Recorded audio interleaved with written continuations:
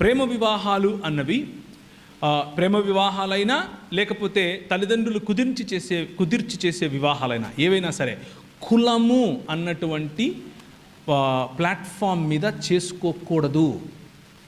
Last time వచ్చినప్పుడు కూడా మిమ్మల్ని ఇట్లనే ప్రేరేపించిపోయినా, ఇప్పుడు కూడా ప్రేరేపిస్తున్నా, కులానికి వ్యతిరేకంగా నిలబడండి. TV9 వాడు నీకంటే బెటర్ క్రైస్తవుడు. ఒకవేళ మీరు కులాన్ని పాటిస్తూ ఉంటే వాడేమంటాడంటే కులము అడిగేవాడు అడ్డగాడిదా అని వేస్తాడు.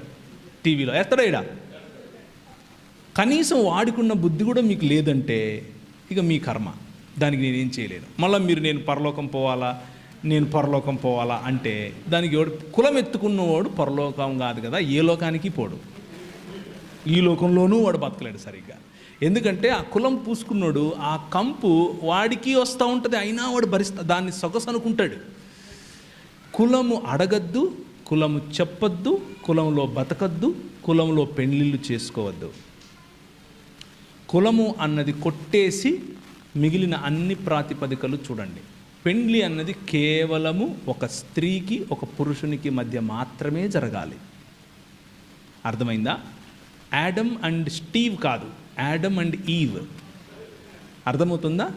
ఇటు ఈ మధ్య మా కర్మ చెప్పాల్సి వస్తూ ఉంది. ఎందుకంటే మన సుప్రీంకోర్టు వాళ్ళు చెప్పారు అలాగేం లేదండి, పురుషులు పెళ్ళిళ్ళు చేసుకోవచ్చండి, మీరు చేసుకోండి. క్రైస్తవ సంఘము దాన్ని పెండ్లిగా చూడదు, దాన్ని సహించదు.